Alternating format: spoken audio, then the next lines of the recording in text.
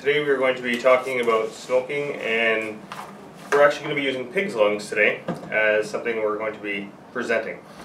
And remember, these lungs are pigs, so don't fret.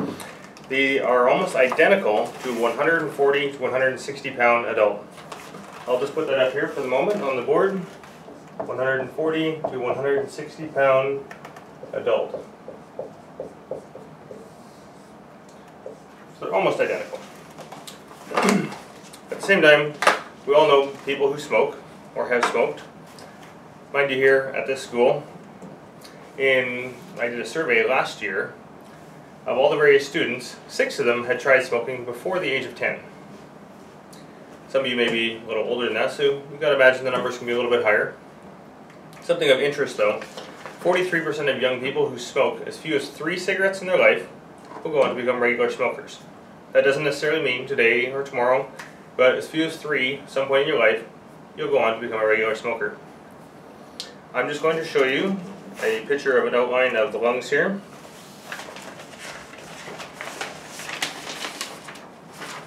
Be a little bit more difficult to see. I'll attach some plain pictures. Now in this picture here, you can see at the top, kind of imagine the head being up here. Well, as it starts to go down, you have the primary bronchus, and then splits off into the secondary bronchus, and then into the bronchioles. I kind of imagine this kind of similar to a tree's roots. It's kind of my analogy. At the bottom, I only drew in one here, is what's called an alveolus. The alveolus, kind of imagine as the filter in our lungs, or the exchange part. This exchange part is particularly important because as these little grape-like structures, what they do is when we inhale oxygen, we exhale carbon dioxide. These little grape-like clusters, what they do is they exchange the air back and forth. Simultaneously, they will take in fresh oxygen into the blood and take out the carbon dioxide at the same time. Inside our trachea, there are about 20 C-shaped pieces of cartilage stacked on top of each other in C pieces similar to this. Well, this is because we have our windpipe, we have our tube where we eat, we have our carotid arteries, our muscles, and in the back, we also have all our vertebrae in our spine. So you have to remember those little alveolus, those little grape-like structures. Just before that is the bronchioles. Those bronchioles, they're lined with cilia. Cilia are little tiny hairs, just like we have here in our nose and in our sinuses. Those little hairs also have mucus in them, just like in our nose. Well, those little hairs and the mucus, they help filter out environmental pollutants. However, when you add external pollutants like tobacco and or e-cigarette vape, it will actually start to clog those as well. The alveolus in our lungs, there's roughly 300 million of them. I'll just write that up here as well. 300 million. Now if you kind of imagine 300 million, that's an amazing amount to even comprehend. But at the same time, they're so tiny, you can only see them from under a microscope of at least 30 times magnification. If you were to set them side by side by side by side, it would take roughly 70 to 95 square feet or 60 to 80 square meters of floor space in order to take them up. These things, the little hairs, they actually get clogged with tar. However, you take e-cigarettes, most of you may have known them as e-cigarettes, vaping, so on and so forth. There's various terms for them. They contain, most of them, up to 75% of them, in their flavorings contain something called diacetyl. It's kind of a buttery flavor. What it does is it causes what's called popcorn lungs. This term actually originated out of a popcorn factory. Well, the workers there were getting respiratory problems. Inside their lungs are those alveolus, just like you and I have. This alveolus, they get scarred. So you got to imagine those little grape-like clusters are not able to functionally exchange the oxygen and the carbon dioxide because they get scarred. These things are very important to us. The nicotine and carbon monoxide gets into our bloodstream within seconds. So it actually passes into the brain within about 8 seconds. I'm going to show you a cross-section of a pig's lung. This cross-section is, like I said before, all these things are real. They come from a pig that was previously living, and when they butchered it, they took these out and they preserved them. Once again, 140 to 160 pound adult. You can actually see, it's a little harder to see in the video, but the texture, I think of it very comparable to like memory foam. It's kind of soft, kind of spongy, but you can actually see through it in parts here where the bronchioles and bronchus would actually pass through. This here is just a small cross section. So imagine your lungs and your chest, it's just a small sliver across.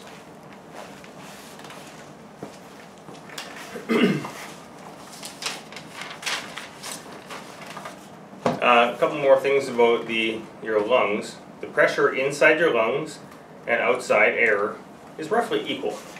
Your diaphragm and the muscles that move in our chest, in and out. When we inhale, our chest expands. Well, it's actually, kind of imagine a balloon. When you blow it up, if you were to release it, it would naturally expel the air. Well, our lungs are the exact same in that respect. Exhaling is a passive action, which requires no effort whatsoever. The natural recoil of our ribs, squeezing back, and the muscles, pulling back, help us exhaust all our oxygen from our lungs. You have to remember our lungs are never 100% empty, they're never 100% full. Our lungs, however, the capacity, like I was saying, I'm a little more visual person with the grapes and the roots of a tree for the bronchioles and bronchus. Well, for capacity on the board here, it's roughly 4.6 liters. Now, like I said, I'm a little more visual, so I kind of imagine two 2-liter pop bottles and a smaller pop bottle. So that's 2, 4 and a half, so almost 4.6 liters. Our lungs are never totally empty, because otherwise we'd just pass out. And we'd have either too high of carbon dioxide or too high of oxygen, and our body needs a little more consistent flow. It doesn't deal as well with random changes like that. Sitting here, relaxing, you're going to be breathing in and out. You're exhaling each breath in and out, roughly half a liter. While we're sitting here relaxed, it'll be around 12 to up to potentially 16 per minute. Well, when you're running around in gym class, it's going to be anywhere between 16 up to 24 per minute. Well, our body cannot actually maintain this for long periods of time, as you may well know when you're running around in the gym. I'm actually going to put up a section of healthy lungs. You also have to remember these are a representation of healthy lungs. So let's bring this a little closer so it can be seen a little more accurately first. It's a little hard to get good coloring in here. The left lung will have 2 lobes and the right lung will have 3.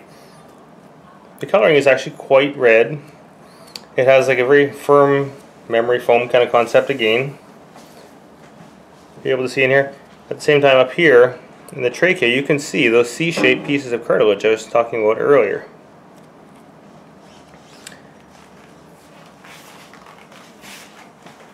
You'll be able to see as I inflate these roughly how big they get. You also have to remember these can potentially get too big and actually be damaged, but because there's no ribs to maintain their size. I can actually feel them as I'm pumping them up, little bits of air coming out, because they are perforated, they're not solid.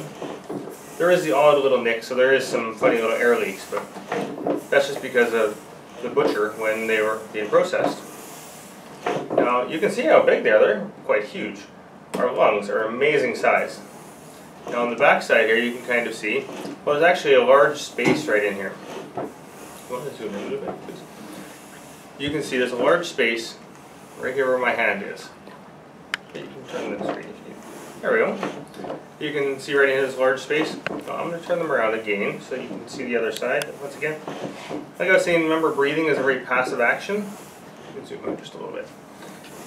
Well, when we exhale, see how quick those deflate. I'll just do that once more so you can see the action again, get a little better representation.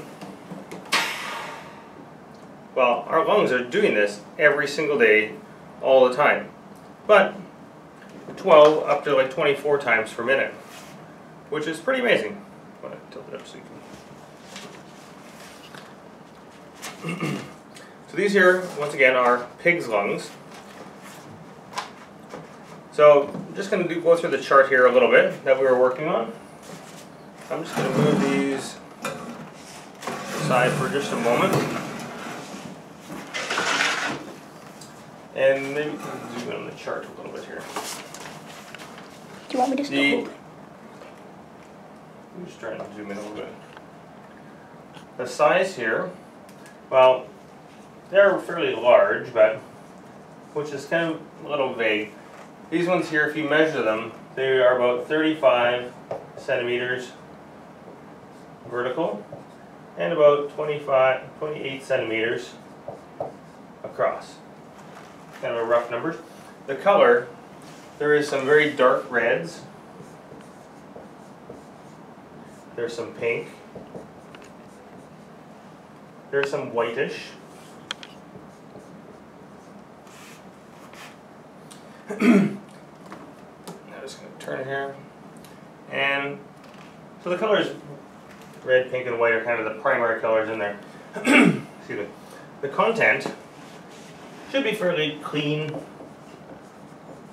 because they are representative of healthy lungs.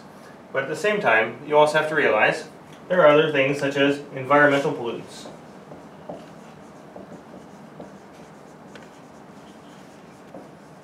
Environmental pollutants. When I say environmental pollutants, I mean things like you're walking down the street, somebody drives by with a car, there's exhaust. Somebody's heating their home, maybe they have a wood fireplace. Some provinces, they have coal burning for electricity. There's other various methods. So environmental pollutants can be anything as simple as exhaust to dust, mold, pollen. So there's many various things. Our lungs are always filtering out things. And so cilia, those little tiny hairs inside our bronchioles. Texture. Well, one of the most common responses I get for texture, much as I find it kind of funny, is squishy. Almost every time I get the term squishy. They're soft, spongy, firm, smooth. There are many other various terms you could use for explaining the texture, but I'll leave them at that for the moment. I'll just rotate this back. I can't actually see what you're... But I will go through a little bit of the facts as well. Risks with vaping, as of May 26, 2015, this article I was referencing, electronic cigarettes, or e-cigarettes, has now surpassed the traditional use of cigarettes among middle and high school students, according for the CDC, or the Center for Disease Control and Prevention. Interestingly, nicotine-free cigarettes solutions were also found to include lung-harming substances such as acrolein. This substance, which is present in both e-cigarettes and the vapor, has been shown to damage the lungs by attacking the molecules that hold the endothelial cells together. So, whether you have the flavoring, attacking and causing popcorn lung, to the nicotine-free version, still containing something called acrolein, there are damaging factors with the e-cigarettes. The other problem with e-cigarettes is it's a very gateway concept, because when somebody's smoking, they have the hand motion where they're smoking, inhaling, exhaling. Well, there's also other psychological parts, such as on the tip of the e-cigarette, assuming this was, it glows when you inhale. Well, there again, that's creating a mind connection between the glowing and the ember on a cigarette. When you exhale, it also has the cloud of smoke-like property, vape or vapors. So this is also creating more of a mindset. Smoking is also very difficult because it's a very social aspect. Some people will actually start for that exact reason. I met this one person years ago who said it was easier for him to quit heroin than it was for him to quit smoking cigarettes. That being for the exact social aspect. You walk down the street, you don't generally see somebody doing heroin. I would assume, at least. At the same time though, it's not uncommon to find somebody smoking a cigarette. So it has a social aspect within in that respect that makes it more difficult for somebody to quit.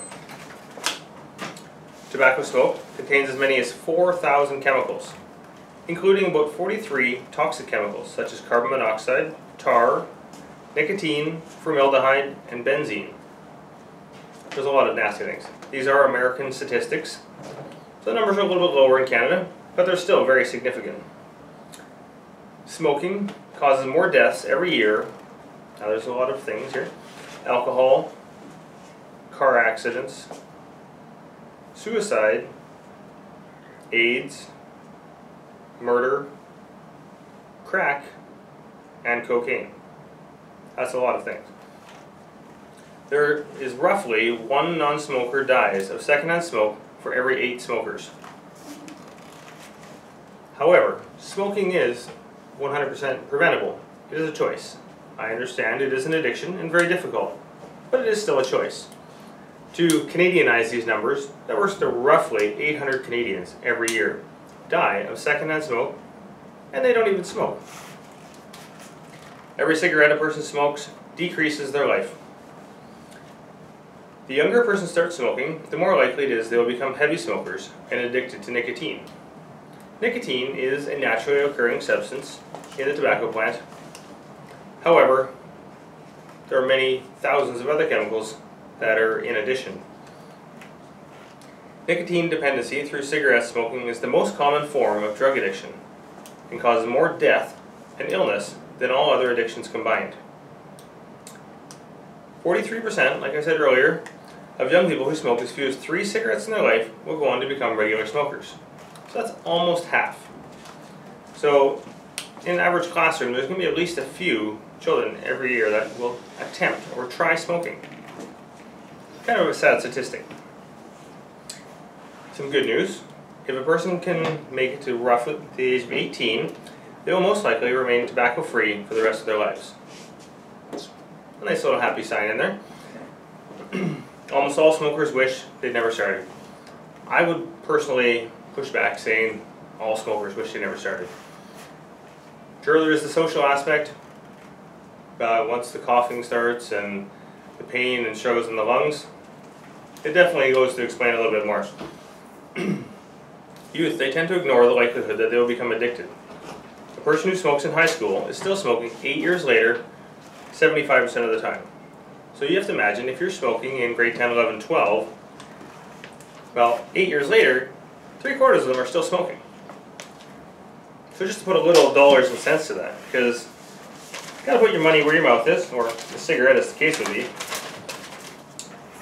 If currently an average pack of cigarettes, because average person will spend roughly $10 on a pack of cigarettes. There's different prices, different brands and such, but $10 for 1 pack. In British Columbia, there's 20 in a pack. 1 pack of 20 per day. You extend that again, so that's $70 per week. $300 per month. $3,650 per year. Now if you extend that one step further to 10 years, you're going to be at $36,500 for 10 years. Now remember that previous statistic just a moment before was the person who smokes in high school still smoking 8 years later, 75% of the time.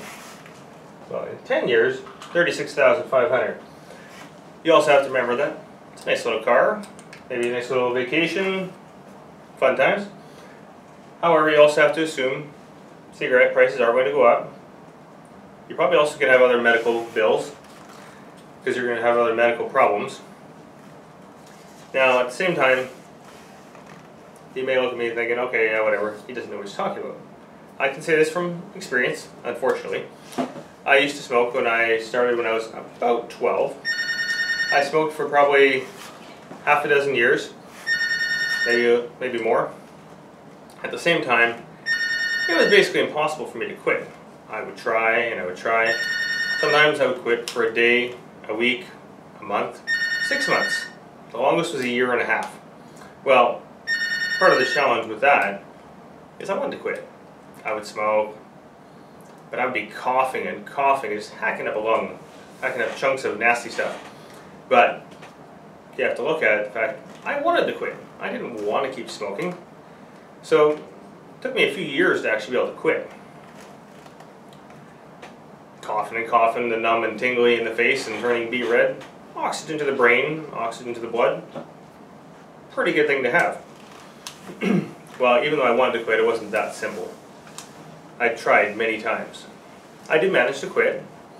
That was probably 13, 14 years ago, somewhere in there. And still, every so often I'm getting changed. If I happen to scratch my nose, I'll smell nicotine on my hands. I'll smell tobacco. I know in my head, that's dumb. That's not even realistic. Because that's impossible that many years later. But at the same time, I know that's a former addiction reminding me in the back of my head, you should have a cigarette. No. Obviously, no. That isn't realistic and that isn't even smart. The advantage is, I know, because I've learned. Unfortunately, the hard way. My hope is, by seeing this and learning, you'll gain a little bit more understanding of the challenges and struggles behind it. So I'd rather you learn this way than the hard way. I'm going to show you next a set of lungs that are representative of unhealthy lungs. These here are the smoker's lungs. As you can tell, they're very dark, very black. Same time, you can also see the various little lines in here. There is some gashes. You can see here, small little nicks. On the back, this one, there is a larger nick. But we do have to remember though, these did come from an actual animal where a butcher would have had to process the animal. We can also note that here at the bottom where this lump is here, there's this hard firm spot. This spot actually, as you'll notice in the next clip here, doesn't actually inflate properly. You can also see here at the trachea, very C-shaped pieces again. It also has this kind of ugly looking yellow fatty stuff, which is actually indeed fat. It's very common around our organs, and in this case, the lungs. You can see these whitish lines. They are also on the healthy lungs. The difference is they're more noticeable with the black on white contrast compared to the red on white contrast.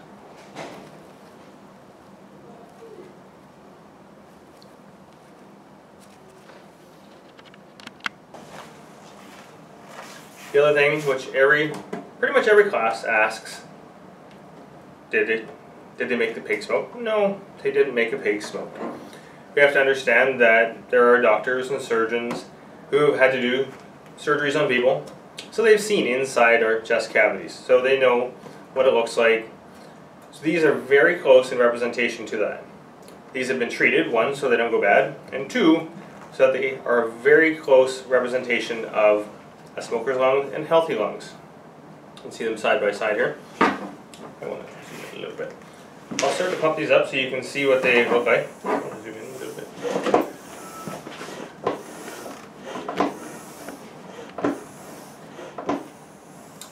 You can kind of see these ones here. The one a little bit actually bigger than the previous healthy ones, but you also have to understand it's not the exact same animal. And once again, this is a representation of unhealthy lungs. However, you can see that there is a significant difference here. I'll just rotate it back once again. So you can kind of see in here, you can kind of see the fat that I was showing you earlier. But there's one piece of the lung here isn't actually inflating properly. Right here in the bottom corner, you can see it's a lot smaller compared to the other one. Well, the reason for that, well, it's also there's a little nicks in the back, but there's a hard lump in here. Well, this section isn't inflating properly. So this is representative of a tumor in somebody's lungs. Now I'm just going to go back to our chart here for a moment on the board. The unhealthy lungs, the size is about the same.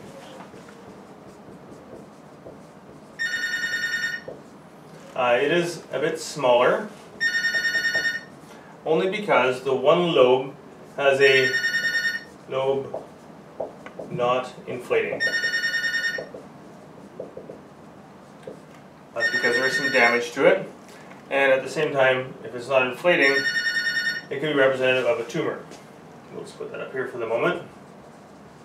A tumor is when cells get cancer, they will start to metamorphose, they will change, and they literally physically change the structure of the cell. When multiple ones start to come together, it forms a hard little lump called a tumor. Now a tumor, sometimes it'll start in one part of the body, and what it will do sometimes, it'll move through our bloodstream and such into other parts of our body, whether it's the liver, kidneys, bones, etc. It's what's called metastasizing. It moves throughout our body. So it is about the same. It's a little bit smaller because the lobe's not inflating, which could be representative of a tumor. The color is kind of much a black. It's gray. There's some white. And there's kind of a yellowish. The yellowish is the fat that you can see on the trachea at the back. The capacity, now I'm just going to guess here, because there's no way I can possibly tell exactly what it is. I would maybe guess 4 liters. Either way, you can say it's less than 4.6 liters, because we can't tell exactly. Now the content, it will also have the same environmental pollutants as the other one does, because either way we're all still breathing the same air. Well, some of the other content things could be tar, nicotine, carbon monoxide,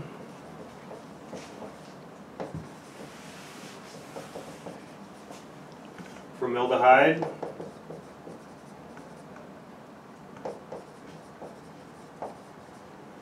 and benzene, to name a few. The texture, once again, there is squishy parts, much as I love that technical term. There are soft spots. There are spongy, firm, but also with firm I'm going to add hard and lumpy. And there are smooth spots as well. So they're similar in texture, except for the harder, lumpier spots. You're able to see the one spot of the lobe isn't inflating the same, but there are also other firm spots and little lumpyish spots in the lungs themselves.